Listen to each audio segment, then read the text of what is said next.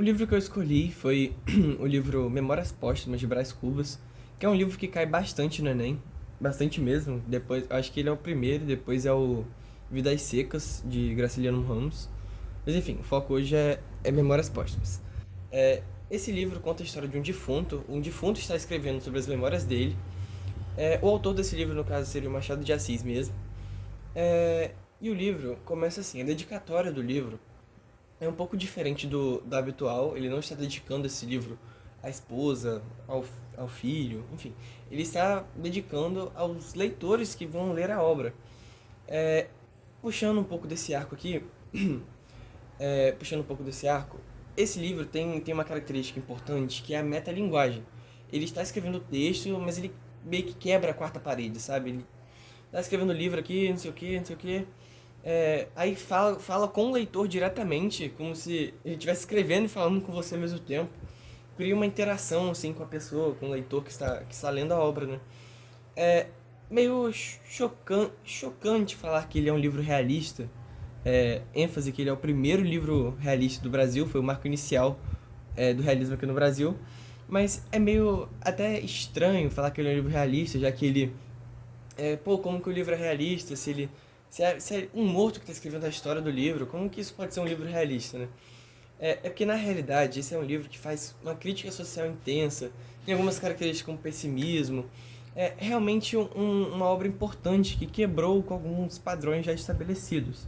Alguns já tinham, mas o intuito foi realmente iniciar o realismo no Brasil.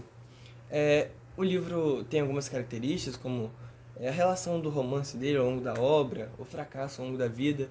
Não é um livro com o intuito de ser heróico, mas conta um pouco da história dele, das coisas que ele fez. Bom, começando.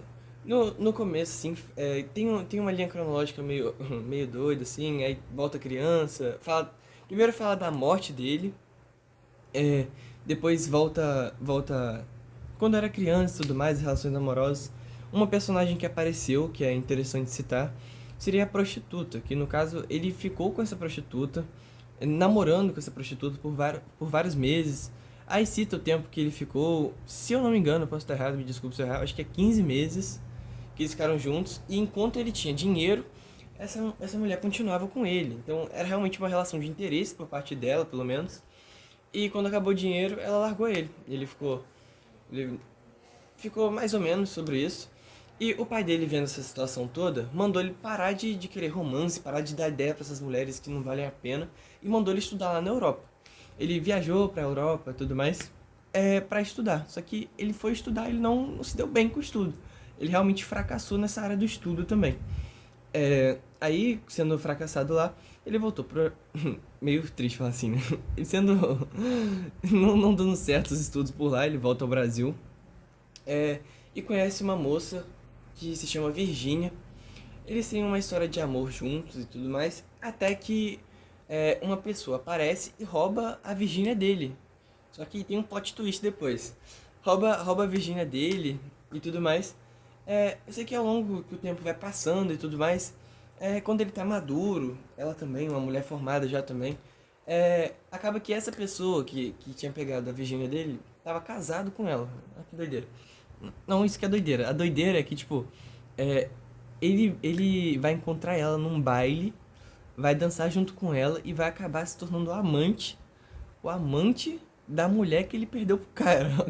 Que doideira. Aí nessa eles ficam nessa relação de à noite ela ficar com o marido e de tarde que assim, ele acaba que ele ficou amigo. Na realidade, ele meio que se tornou amigo. Ele se tornou amigo do cara porque ele queria ficar com a mulher. Então de noite ele ficava com. De noite eles iam lá, conversavam e de tarde ele tava pegando a mulher do cara, filho. Vacilo, né? Pois é, não vou dar risada disso não. É livre, né? Enfim. Aí, nessa de ficar. De ficar com a mulher do cara à tarde, acaba que ela meio que engravidou. Caraca, é igual fofoca da Choquei. Ela meio que engravidou, só que ela ficou sem saber. Poxa, esse filho é do meu marido, do meu amante. Ficou nessa discussão de. Ficou nessa briga assim que ela não sabia de quem era. pensou até em perder o filho e tudo mais. Eu sei que acaba que por causa disso, esse amor meio que deu uma freada, sabe? O amor meio que cessou, tipo, diminuiu. Aí tanto que eles acabaram se separando, ele não sentiu grandes coisas por causa disso. É, aí, depois desse relacionamento, ele tentou fazer mais algumas coisas, como, como ser político, entre outras coisas, só que tudo que ele tentava meio que dava errado. Foi uma sequência de fracassos ao longo da vida dele, sabe? Mas, no encerramento do livro, ele diz que a vida dele não foi de total fracasso, não foi um fracasso. E pelo menos ele não teve filho. Ou seja, ele não que o fato dele não ter procriado, no sentido assim, não ter levado adiante a miséria, o fracasso que foi a vida dele já é algo positivo. Como se só o fato dele não levar adiante esse gene, essa genética de fracasso já estava bom pra ele. Bom,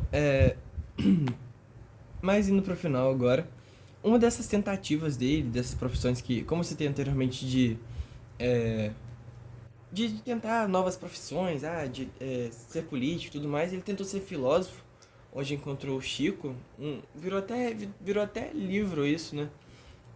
Acabou que ocasionou outro livro.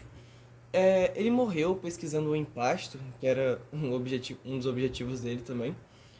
Dando um resumão legal aqui agora dessas características que acompanham essa obra, um pouquinho do autor também. Uma obra que faz uso da metalinguagem, como eu já falei. Um negócio importante. O Machado de Assis, ele prefere coisas mais diretas. Em qual sentido? Frases curtas, capítulos também não tão longos. Tipo, tem capítulo dele que dura meia página, sabe? Ele é bem direto, bem objetivo. Uma coisa que ele fazia bastante também era ironia. Ironia, humor. Autoexplicativo o que é isso, né? Ele era meio hipócrita também, tipo, o que eu falo não é o que eu penso realmente. Como, como ser meio falso, né? Hipócrita mesmo, tipo, não tô te falando o que eu tô sentindo, o que eu tô pensando. Meio que uma hipocrisia também. Narrador defunto também. É, Cara, é um livro muito rico de informações, de coisas novas, inovadoras. O próprio movimento do realismo, ou a dedicatória que eu citei, eu não sei se eu cheguei a comentar, que era, cara, como que a pessoa tem uma ideia dessa, sabe? Nossa, dedico ao verbe que comeu minhas carnes, alguma coisa assim.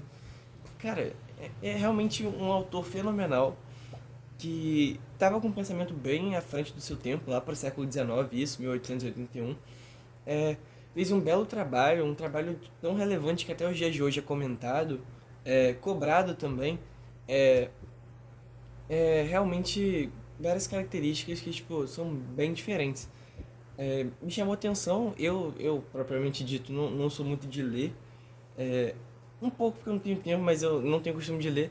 Mas saber o conteúdo desse livro realmente me deu vontade de conhecer mais sobre ele. Não só pelo fato que eu vou precisar um pouco para Enem, mas é, também porque eu preciso mesmo. Também porque eu preciso, mas porque eu gostei também. É, é isso, é um bom livro, um livro diferente. Às vezes não é nem questão da pessoa tipo, não gostar, né? Não gosta de ler. Às vezes é só falta de procurar um tema que goste, né? Não sei se cheguei a comentar, o gênero do livro é um romance. Ó, a ideia do Machado de Assis com esse livro não era só contar histórias, propriamente dito. Ele queria desvendar a mente humana, entender como que funciona, sabe? Mais profundo do que meramente contar uma história. Tem todo um significado tanto para ele, tanto para quem está lendo com suas interpretações. É isso, professora. Essa foi minha resenha crítica sobre o livro Memórias Póstumas. Gostei do livro, achei interessante. Até eu que sou meio, meio distante da literatura, me interessei. Essa foi minha resenha crítica, perdão por alguns cortes, porque eu acabo que eu fico esquecendo as coisas. Eu não tive um roteiro programado pra falar, não, mas meio que eu acabei me perdendo também por causa disso. É porque se eu pegasse um roteiro fixo, eu ia ficar muito preso. Eu acho que. Não sei se você gostou do vídeo, mas é melhor se for mais espontâneo, né? Então é isso, muito obrigado. Tchau.